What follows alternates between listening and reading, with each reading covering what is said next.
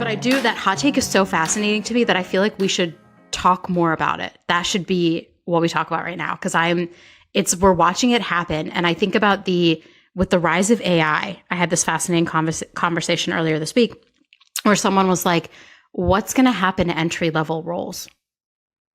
If AI is doing all the admin work and in your entry-level role, you're mostly doing admin stuff, like, right? That's where you like start to learn everything.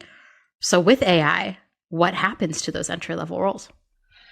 I think just entry-level roles are going to change, right? Like, I mean, to some degree, we kind of had this conversation already, like, and we do all the time. It kind of sometimes feels like we're like, oh, kids of our youth, like back in my day, I used to scan contracts and upload them in a system, like my first HR job, literally my job was to print out letters of offer, make 2 copies, put them in a mailing envelope, mail them to people's houses, have them returned, sign and return one, and then scan it and put it in a system. That was my entry-level job.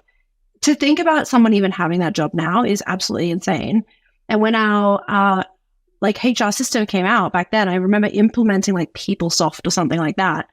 Everyone was like, oh no, what are the grads going to do? The grads will have nothing to do now that all the contracts are manually, like automatically sent. But like, yeah, we found more stuff for people to do. Like there's plenty of work to go around. And actually, you know what happened when that transition went from like these manual systems to like cloud-based systems that were really nice to use, and like personally mobile phones people could hold in their hands that gave them access to signing documents remotely and those kinds of things, is the work just got more interesting. People stopped working on scanning contracts and started working on things like making nicer experiences for people and thinking more strategically. I think that's just what will happen. And I think that's actually a really good thing. Yeah, I do remember my first few jobs, and there's now all of that work has been automated. Now that I'm thinking about it, we're recalling my experiences, all that's been automated now. Wow.